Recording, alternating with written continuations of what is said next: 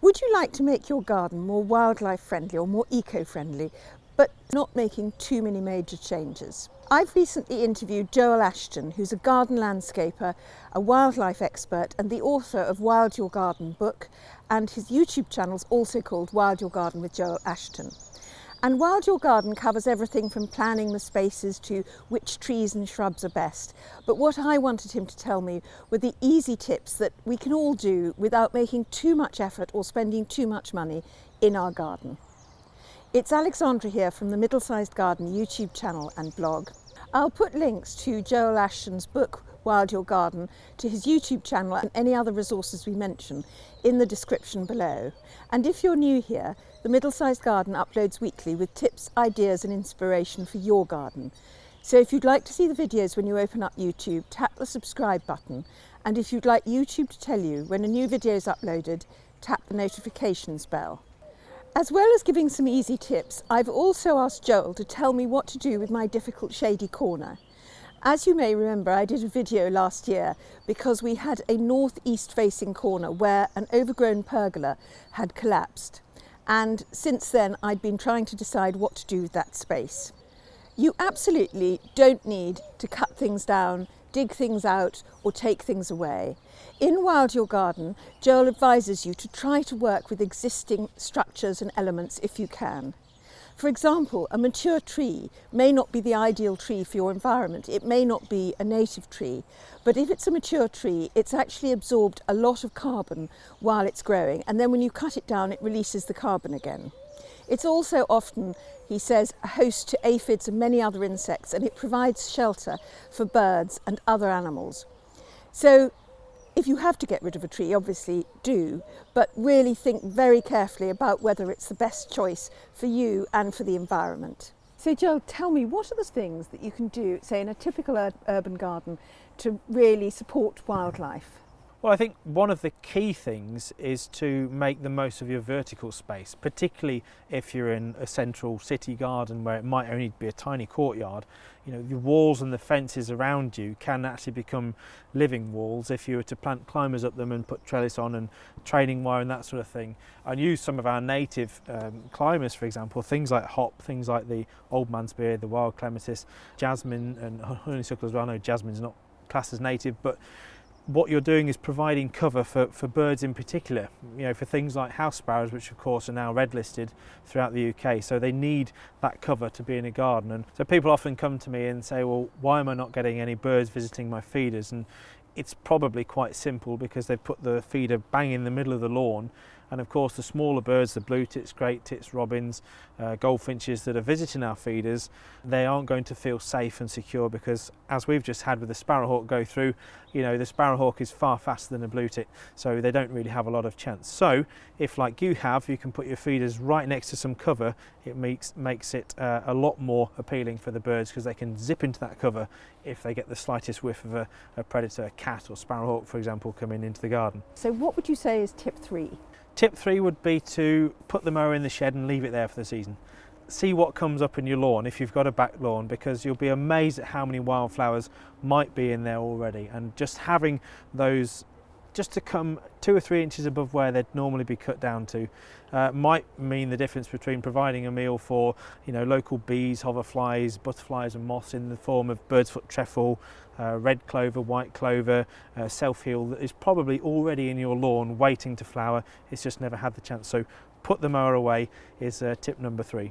Put the mower away and bring it out only every 2 or 3 weeks, really, because if you put it away completely, that's the or put it away till the end of the season, you know, really? until, if you've got, you know, just see what comes up, because if the grasses aren't too vigorous, you might find you get a nice height sward and a nice height of meadow, and actually you can just leave it for the season, mow a little bucolic path through it, and, you know, there you go, garden transformed. So tip 4. Tip 4, if you've got the space, put in a wildlife pond. They are simply the best thing you can do for wildlife. Water is the source of everything, you know, everything depends on water for life. You'll get bees coming to drink, you'll get newts, frogs, dragonflies, damselflies, birds coming to bathe and drink, of course, hedgehogs, foxes, badgers. You know, there isn't a single thing that doesn't rely on a pond. So putting a pond in the garden is probably my biggest piece of advice I could give you. If you're thinking of putting up bat boxes or bird nesting boxes or insect hotels, there are some very pretty ones around, but not all of them are actually going to do the job. At the end of Wild Your Garden, Joel lists the size of aperture that you need in a bird box for different kinds of birds and what size the bird box should be. And you can also get this information from some of the wildlife charities. But it's really worth doing a bit of research before you put up bat boxes and bird boxes or insect hotels, just to make sure that it actually is going to benefit the wildlife. And also that you've hung it at the right place. I asked Joel to take a look at our bat boxes, which we bought from the Bat Conservation Trust, and over to Joel to find out whether we have actually put them up right or not. So we've put some bat boxes on this tree. So what have we done right and what have we done wrong? So bats like it warm, so they like to be warm when they are roosting during the day. So south and west facing is best, and 3 meters as a kind of a minimum height rule if you can. So the top box is probably okay. The bit that's not so musical to your ears will be that the other 3 might want to just go up another level. So if you're like me and you don't like using ladders, then I'm sorry about that. But yes, the higher the better for bats if you can, 3 meters and above. And also we cleared away quite a lot of ivy from that tree to give them a nice swooping entrance in. Was that the right thing to do? Absolutely, yes. They need a bit of room obviously to come in and out of the boxes at dawn and dusk, so definitely. And now for that difficult shady corner. I took Joel over to find out what you can do with a northeast corner where not a lot grows and where we did have a pergola but it collapsed. And obviously you can put things like a garden shed there or sculpture or garden furniture, but actually all of that does cost quite a lot. And I wanted low cost, easy solution to this particular problem.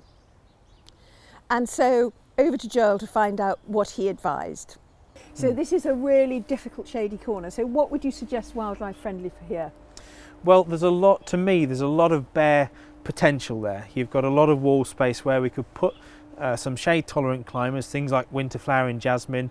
Hop does very well in the shade. Be warned, it does go a bit rampant, but it's also the larval food plant for the common butterfly, of course, so it's a double whammy there. You're providing cover for birds like the house sparrows we can hear, but also you're providing a larval food plant for the common butterfly. So by simply putting some wires or some trellis along the wall to extend the kind of habitat that you've got around parts of the wall already, you're going to give yourself a lot more kind of roosting potential and nesting potential for, sparrows, or particularly the dunnock, song thrush, blackbird, robin, to actually get in there and to nest as well. So more cover. The hop, of course, is cut down during the winter, isn't it? So would you suggest hop, because I think that sounds lovely, and then another different climber that is actually evergreen that will provide some shelter in the winter? Absolutely, yeah, because of course the birds are still, particularly the house sparrows, they're going to want to roost, well, everything will want to roost at night, so some nice dense cover, things like a winter flowering jasmine that will cope with the shade would work really nicely, yeah. Yes, if we were going to get some bird boxes,